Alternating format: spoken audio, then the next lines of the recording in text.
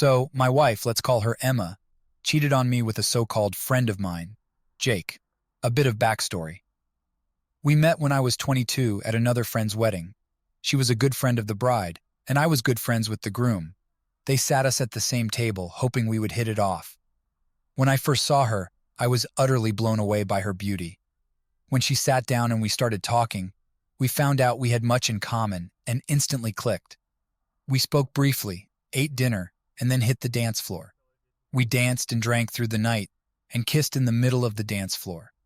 When we pulled away, our friends, the bride and groom, came up to us, excited, and asked what was happening since they loved playing matchmaker. We just shrugged it off and carried on with our night. We didn't exchange numbers then, but about a week later, I got a text from her asking me out. The bride gave her my number. Of course, I said yes, and that turned into a relationship. The relationship was great. Other than small arguments, we never really fought. It was never anything serious. About 2 years into our dating, I eventually asked her to marry me, and we were married less than a year later. We were married for over a year when everything came crashing down on me. Just before our first anniversary, little things were irritating me. Emma became more guarded with her phone. Girls' nights became more frequent, and our sex life was almost non-existent. I had brought this up multiple times but was always brushed off by her, saying I was letting my insecurities get to me. She would continue as if what I felt and tried to communicate didn't matter to her, which only made me colder. I stopped kissing her goodbye when I left for work, and unless it was something important, we hardly spoke. One night while she slept, I took her phone and laptop and skimmed through her texts, emails, and messenger apps, but found nothing. From reading stories online, I decided to check her car. I grabbed her keys, looked in her car, and found a second phone. I knew immediately what was happening, but wanted all the evidence before confronting her. I didn't want her to say something like it had only happened once or anything stupid. I looked through the phone and found only one number. I read through every message, connected the phone to my computer, and printed out every message and photo. I spent the night researching divorce lawyers. I spent hours in my home office reading bios of lawyers and found one I liked. I emailed him, but he wasn't in the office since it was a Saturday. I then wanted to know who the guy was, so I grabbed my phone and typed the number, pretending to be from Spectrum, because who doesn't have Spectrum? Jake's contact popped up. It took me a minute to put two and two together, but when I did, I blew up. I was yelling and cursing in my office. Emma opened the door to check on me, but I told her to get out when I saw her. She closed the door and went to our room. I had never cursed at her or raised my voice above an average volume before. I never left my office all day, just silently raging and glaring at the wall. I called one of my friends, the groom from the wedding, and told him I needed to go for a drink and asked if he'd come with me. He heard something in my voice because he asked if I was okay. I told him I wasn't and needed a drink. Without a word, I took all the printouts and left for the bar. I arrived at the bar first and ordered 4 shots of Jack and a beer. I was on my last shot when my friend, let's call him Tim, arrived and asked what was going on. I told him straight out, Emma's cheating, and he gave me sympathy. I asked if he wanted to know with who, and when I told him it was Jake, he became visibly irritated. He was the one who introduced me to Jake, and all he could say was, "I'm sorry," over and over. Jake and I were never super close. We wouldn't ask one another to hang out, but if we saw each other at a get-together, we were friendly. I told Tim not to mention this to anyone, as I had just found out and hadn't spoken to Emma or a lawyer yet. I asked him not to tell his wife, and if she asked what was wrong with me, I asked him to say I was having problems at work. He agreed. We drank and talked for most of the night, then I called an Uber and went home around 3 a.m. It was the first time I had looked at my phone since I called Tim, and there were missed calls and a bunch of texts, all from Emma asking me where I was when I'd be home and if I was okay. I got home and she was asleep on the couch. I just walked up to our bedroom and went to sleep. I woke up with her in bed, dressed, and left the house. I went to pick up my car and go to my office, burying myself in work for the day, and went back home around 10 p.m. To my surprise, Emma was there to greet me, and she told me she had made me dinner. She asked if I wanted her to heat it, but I told her no and went to bed. She followed soon after, asking what's been wrong with me. I told her to leave me alone and that I wanted to sleep. She nagged me until I snapped and yelled, "Emma, stop! I'm trying to sleep. Go away." The following day, I received an email from the lawyer asking to meet later, and I confirmed and got ready for my day. I went downstairs to leave, and Emma made breakfast and asked to talk. I made a small plate and sat down. She started by saying I've been acting different and going on and on about how I changed, and she wanted to know why. I told her work had been stressful and would soon be all over. I finished up and told her I've got to go. I went to my office and counted the minutes until I could meet the lawyer. When I left, I told my assistant I was going out to lunch with a client. My wife would call my work sometimes, and left. The meeting with the lawyer went well, and I handed over all I had gathered on her. The lawyer told me, "Well, I'm sorry for all that's happening, but I'm happy you gathered all this information. We live in an at-fault state, so your wife has no claim on most of your money." I told him I hadn't even thought about that. I was just thinking I've got to divorce her as soon as possible. He asked to keep the evidence, but I told him I'd prefer him to make copies, as I hadn't told my wife I knew yet and didn't want to hear her excuses. He agreed, and his assistant made copies. I asked when she would be served with papers, and he told me about 2 weeks. I thanked him and left. I went home to confront my wife, but she wasn't home when I arrived. So, I called her, no answer. I called again, no answer. I texted her, "I don't care if you're writing Jake right now. Get home. We need to talk." She called me not a minute later, asking what I was talking about. All I told her was to get home now. She arrived 15 minutes later, and I said, "Wow, look at that, 15 minutes. That's about the same distance between here and Jake's, right?" She looked at me dumbfounded. I gave her a minute to gather herself, but she looked at me, and I said, "Well, nothing to say." She tried to deny and gaslight me, and I let her continue. She worked herself up and started to insult me. I slammed my fist on the table to shut her up and pulled the evidence. At first, I showed it from the side and said, "Look at this mountain of things I gathered on you."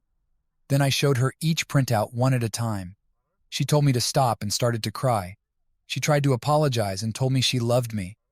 I said, "Honey, what happened to that energy you had before? You were so adamant on degrading and insulting me just a minute ago." She tried to hug me and tell me how sorry she was. I put my hand out and told her, "Don't touch me." She said, "Well, go to the bedroom and do whatever you like." I looked her deep in her eyes and told her, "Sweetheart, I will never touch you again." Do you want to know who else has these photos and messages? My lawyer. I'm divorcing you. Get a bag, gather your clothes, and get out of my house. That was 3 days ago, and I haven't heard from her since. This morning I planned on doing a bit of damage control on my life, so I scheduled an appointment with my doctor to get checked for STDs. And I have that appointment in 2 days.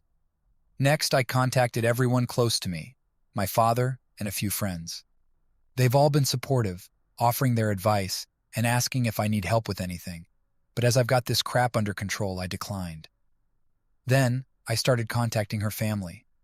I texted her mom and dad, thanking them for allowing me into their family and expressing gratitude for all they had done for me.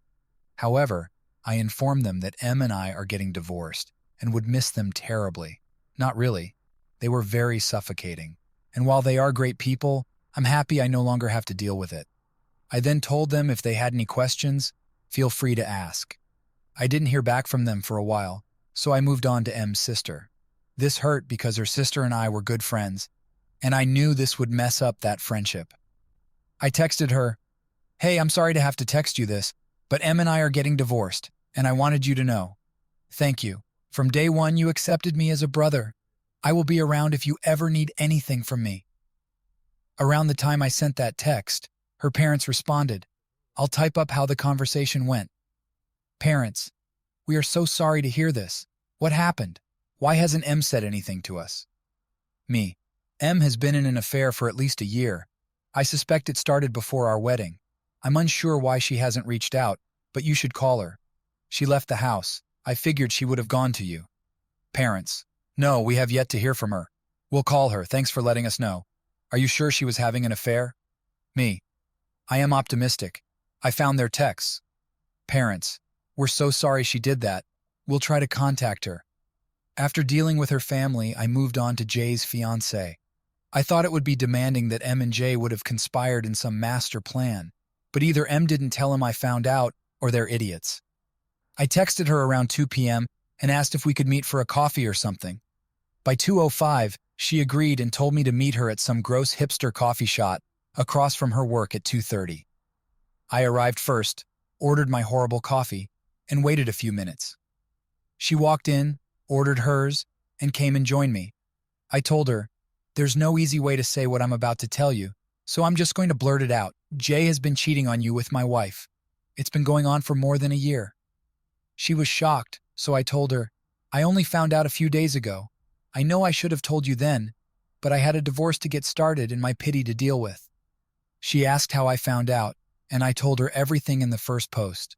I then asked if she wanted to see the evidence I gathered and pulled out a binder. She grabbed the binder, skimmed through the messages and pictures, and started silently crying. I told her she was more than welcome to take the binder, extra copies, if she wanted to confront Jay with it, or use it to see if he would lie. She thanked me, stood up, and took the binder. I told her to let me know if she needed anything from me. She nodded her head and walked out, looking very defeated. I know you all told me to stay sober, keep a level head and whatnot, but my world just came crashing down on my head. This week, I will sit on my back porch, drink, smoke cigars, and blare music. After this week, I'll stop feeling sorry for myself and return to my usual schedule. On a more positive note, I've packed most of her clothes, jewelry, etc. I also threw in our wedding book and every photo with her in the boxes. If and when she returns for her stuff, I don't want her here any longer than she needs to be.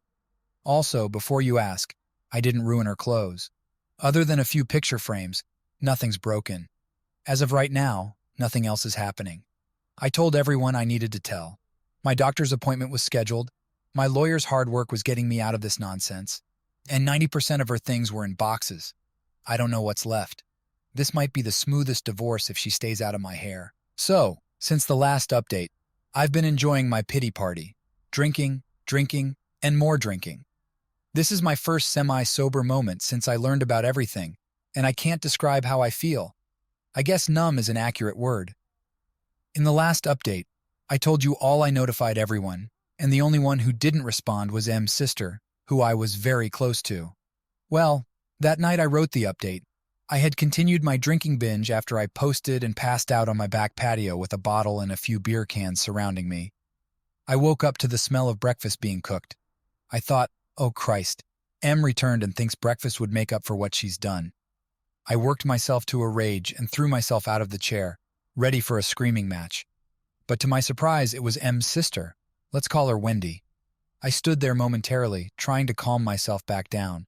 But when Wendy saw I was awake, she sprinted to me and wrapped her arms around me. She didn't say anything. She just took my hand, led me to the table, and put a plate in front of me.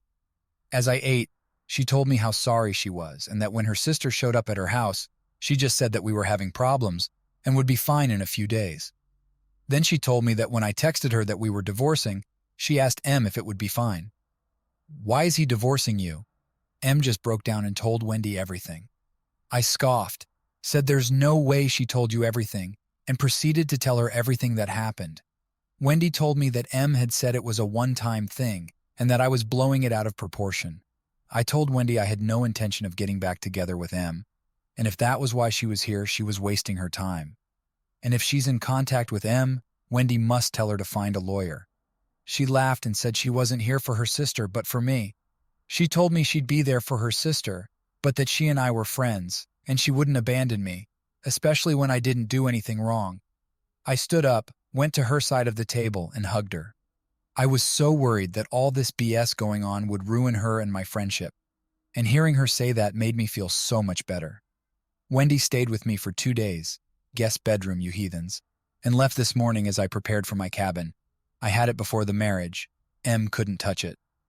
I was gathering my hunting and fishing equipment, and she asked if she could join me, but I told her that as much as I would like, she should probably check on her sister. She agreed, hugged me, and left. I'm genuinely grateful to Wendy for being there for me. And before you say she's into me, she's not. She's also 20, and that's way too young for me. It's just a great friendship. I almost forgot to say, I went to the doctor, got tested, and the results should be in on Monday. I've reached out to Jay's fiancée a few times just to check on her. She tells me she's fine and doesn't know what to do. I told her if she wanted to meet anytime next week so she could vent, I'd be more than happy to listen. I'll be here for a bit, so if you have questions or advice, feel free to comment or message me. But I'll be leaving for the weekend. There's no internet out there, so I won't be around. I also want to thank you all so much for reading, reaching out, and all the praise you've given.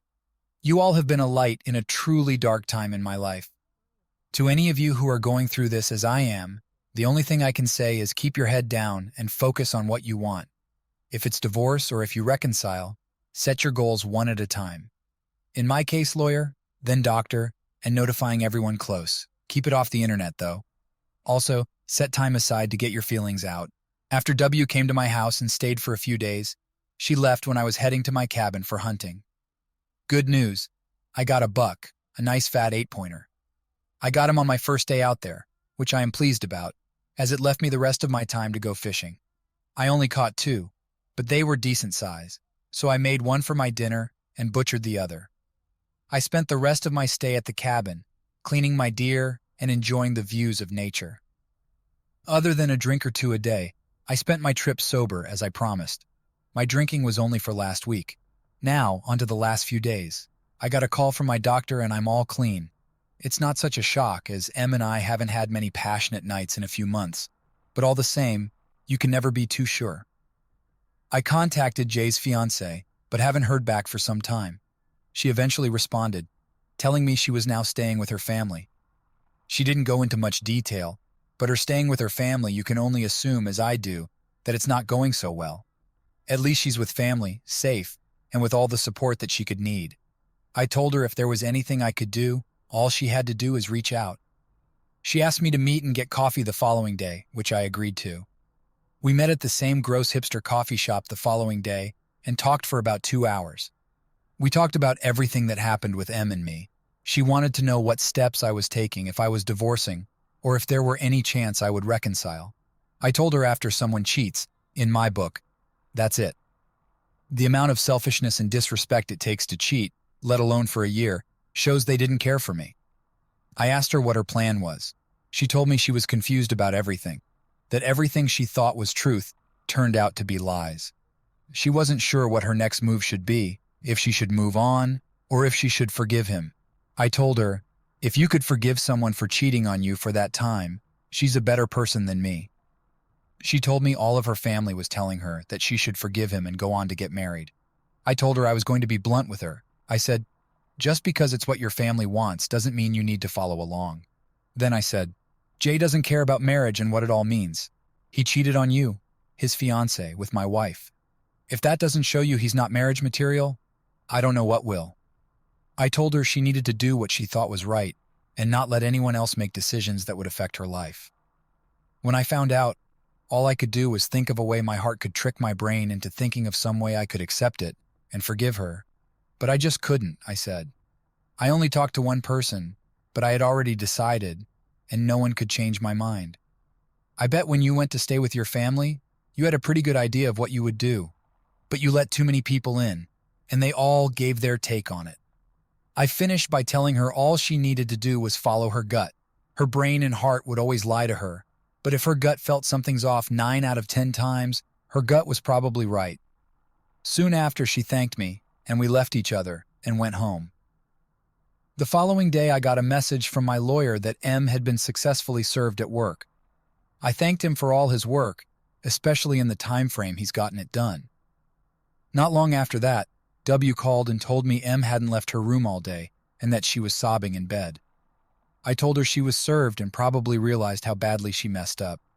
W asked me how the cabin was and if I got anything. I told her everything I did and how my time was there. We talked for a moment and hung up. After I prepared myself and my house for my wife's explosion, if there were any time she would, it would be soon, now that she's been served. So now I'm waiting patiently, biding my time. I have Advil on standby for what I can only assume will be a bad ache. I told my friend, and he agreed that if M showed up, he would race over to witness, just in case all else fails. My wife was exhibiting all the typical signs of someone having an affair, so I did some snooping and found a second phone in her car. That's when I immediately started looking for a lawyer, got one, and began the legal process. After confronting my wife in a heated argument, she packed a bag and left. I contacted all those close to us, my friends, my father, and her family. Then, I reached out to her affair partner's fiancé and told her all that I knew and could prove. She was served at work 2 days ago, and now you're up to date. About an hour after I posted last, I waited for M to show up at the house and go ballistic. I had no real reason to think she would do anything, but given everything that's happened, I never really knew the woman. I checked all my cameras to ensure they were working correctly inside and outside. I called my friend, letting him know that M was served today, and that if she showed up, he would need to get to my house as soon as possible. I'm not going to jail because of this woman. I was right because M showed up at the house, banging on the door and screaming to be let in. I called my friend and W to get there because M was beating down my door. She was cursing my name, begging me to let her in, calling me every name in the book, and questioning how I could be so heartless. Blah, blah, blah. She's not wrong because the entire time she was screaming and banging on the door, all I could do was laugh. Then, I wondered why she didn't just walk in. She still had keys, at least to my knowledge. When my friend showed up, she was still screaming and cursing, so he started to record on his phone and stayed in his truck. But this idiot brought his wife with him, M's friend, so she got out and tried to calm her down. She walked up to M, putting her arms around her and trying to get her to talk to her. M then slapped her across the face, screaming at her to mind her business. That made my friend, who now has a video of it, call the police. She continued to scream and curse until the police arrived. When they did, she tried so hard to play the victim. One of the two officers walked up to her, and she started to cry, telling them I hit her and threw her out of the house. My friend and his wife had told the other officer that when they came to the house, she was yelling and banging on the door, so they couldn't confirm that I didn't do what M said I had done. After that officer talked with my friend and his wife, he came to my door. When I opened it, M said, "There, that's him. He hit me. I want him arrested." He started to put me in cuffs when I told him, "I can prove that she's lying to you. All I need is my phone." The officer stopped and told me to show him the view from the outside cameras. After reviewing the video, he apologized for jumping to conclusions and automatically assuming I was wrong. I told him I didn't fault him, but he then told me that they received 15 calls total from my neighbors, and during M's rant, she had screamed out, "He hit me!" So the officers had already made their judgment. After having to deal with the police for about a half hour, M ended up being put in cuffs and charged with disturbing the peace, public intoxication, and a DUI. As the police took M to the car, W approached me, asking what had happened. I showed her the video on my phone. The officer then approached me to hand me the case number and some other paperwork. We started asking questions about the charges, so I went back inside. W followed soon after and sat next to me. She told me she left her house for 10 minutes to run to the store, but when she got back, M was no longer in the living room, so she thought M had gone to bed after she drank too much wine. W and I talked for a while, and she asked me if she could stay the night. I said she was welcome any time. She told me that M had to spend the night in jail, I don't know why, but they could bail her out in the morning. She told me that when I went back inside, she called her parents to let them know what was happening and to see if they could bail M out because W doesn't have that kind of money. We had a beer together and soon went to bed. W had already left to meet with her parents when I woke up. I haven't heard from MW or their parents, but it would not all be a fun conversation. Before my soon-to-be ex, Melissa, got served, I had a buddy on standby just in case she decided to make a scene at my place. I wanted him there as a witness to her crazy antics. Later that day, my lawyer called to tell me she got served at her job. A few hours later, Melissa banged on my door like a lunatic. I called my buddy as soon as I heard her racket. I also called Wendy, my neighbor, and told her to come over because Melissa was causing a scene. Right after I hung up, my buddy showed up and he started recording Melissa's tirade from his truck. Weirdly, he brought his wife along, and she decided to get involved, trying to calm Melissa down. But Melissa wasn't having any of it. She turned around and slapped my buddy's wife, telling her to butt out. That's when my buddy stopped recording and dialed the cops. It took about 10 minutes for the cops to show up. When they did, Melissa did a complete 180 and started accusing me of abusing her. The cop almost slapped cuffs on me until I reminded him about the cameras. I whipped out my phone, showed him the footage, and proved she was lying through her teeth. Melissa went off again, and the cop finally arrested her and made her take a breathalyzer. As they led Melissa away, Wendy pulled up, asking what the commotion was about. She stood by me, and when the cop apologized for jumping to conclusions, I just brushed it off, saying it was no big deal, and went back inside. Wendy stayed behind to get the full story from the cop, and then joined me inside. She asked to crash at my place because Melissa was spending the night in jail. Wendy was already gone the following day, which wraps up the latest drama. I have been waiting to hear squat from Melissa since that night, but my lawyer got a call from hers, letting him know he'll be representing her. Finally, the divorce process can kick into gear. I also contacted Jessica's fiancé to see if she had any updates. We only texted back and forth, but she told me she kicked him out and had her family pack up his stuff and drop it off at his place. She thanked me for checking in and said her friends were there for her. On Friday, I bolted home as soon as I got off work. I planned to head back to my cabin for the weekend. When I pulled up, Wendy was in my driveway, looking all tense. She wanted to grab Melissa's stuff and had a list of demands. I skimmed through it, and everything but one thing was already packed or waiting in the garage. I told her I wasn't touching anything else, and wasn't going to be held responsible if Melissa claimed I trashed her stuff. I offered to pay for a moving company to handle everything, but she was cool and hoped I had fun at the cabin. She took a box of Melissa's clothes and headed off. Then she asked if she could come along for the weekend. Why not? I told her to swing back by after dropping off the box and pack a bag for herself. When I hit the store and loaded the truck, Wendy pulled up. We locked up the house and hit the road. The weekend was a blast. Up at the cabin reminded me of what a gem that place is. It's got a killer view and is so secluded you don't have to deal with anyone else. It's the perfect spot to kick back and relax. On Monday, I called up a moving company, and by today, Tuesday, 3 dudes in a big truck were able to haul Melissa's stuff away. I had every box open and recorded as they packed it up. Then, I snapped pics of all the furniture and filmed as they loaded it onto the truck. I thanked them for putting up with me and gave them an extra $50. After that, I sent all the footage to my lawyer and finished my day. The house feels empty without Melissa's junk cluttering it up. My lawyer warned me to remove everything that could be shared, so I stashed most of the furniture in a storage unit. I've been crashing into the guest room since she left, but I've been slowly buying new furniture. I'll probably keep most of it in the garage now that I've got the space. I won't be sticking around in this house, though. Even if I win it in the divorce, it has too many bad memories. After Melanie got arrested for hitting my friend's wife and falsely accusing me of assault, things went quiet for a while. Then her lawyer reached out to mine, starting the formalities. Meanwhile, I checked in with Jessica's fiancé, who had kicked her cheating ex out. I planned on hitting my cabin after work one day, but Wendy showed up in my driveway, needing to grab some stuff for her sister. I made it clear I wouldn't be touching Melanie's things and promised to arrange a moving company for the following week. Wendy asked if she could join me at the cabin this time, and I agreed, given the circumstances.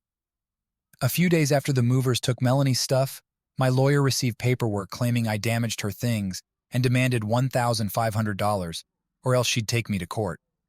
My lawyer fired back with all the evidence we had, showing her accusations were baseless. He said this would only show the judge how unhinged Melanie is and could work in our favor in court. I've meticulously documented everything since I stumbled upon this page after discovering Melanie's affair. I've read all the horror stories, and I refuse to become another one of them. About 2 or 3 weeks ago, my lawyer said we had enough evidence to handle Melanie outside court, so we scheduled a meeting in a neutral lawyer's office. Before the meeting, my lawyer warned me not to react to anything Melanie might say, as everything would be recorded for a potential court case. To my surprise, Melanie and her lawyer were already waiting when we got there. We sat there silently, waiting to see what would unfold. Melanie's lawyer started by asking what we had to offer. Mine scoffed and laid out our terms, saying it was more than fair given the mountain of evidence against Melanie. He warned her what would happen if she decided to go to court, detailing how every piece of evidence would be laid bare for all to see. Melanie started to tear up, asking if there was anything she could do to make things right. I made it clear that after all her cheating, there was nothing she could do to make me forget or forgive her. She cried for 15 minutes, excusing herself to the restroom. and when she returned, she signed the papers and left. So everything will be filed in about a month, and all I'll have left to do is sell the house. I want to thank everyone for their support and advice. Also, a shout out to the strong, successful male on YouTube for sharing my story. This will probably be my last post, but if anything else happens, I'll update it. Thanks again, and I hope my experience helps someone out there. I'm doing pretty well for the most part. I spend most of my weekends at my cabin, hunting, fishing, or just soaking in the scenery. Thanks to my upgrades in the hot housing market, I recently sold my old house and made a tidy profit.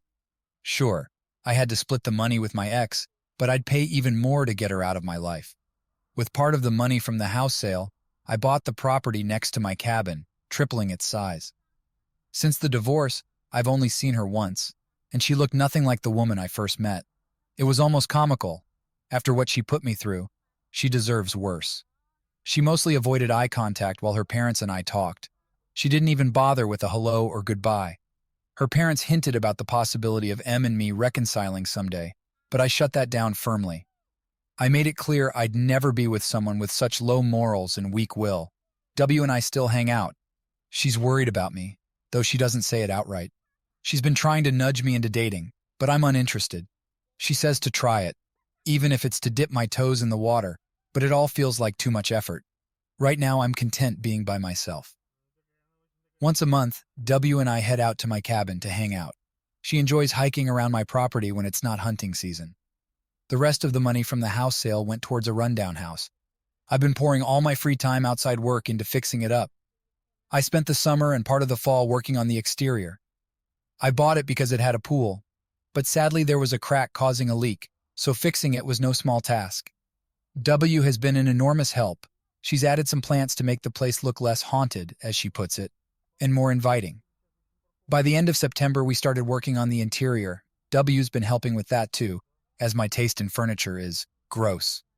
I don't mind though. She makes everything look so lovely I can't complain. Only the basement is left to do, and it's a relief to be almost done. After I fix up a room, W comes in, paints and decorates, making everything much more accessible. Jay and his fiancée split up too.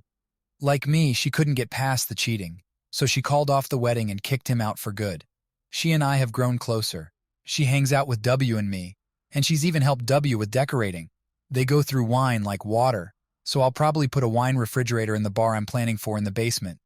Besides a friend or two, W and K, Jay's fiancée if I didn't give her a name before, have been my biggest support. I want to show them how much I appreciate them, but I'm unsure what to do. If anyone has any ideas, I'd love to hear them.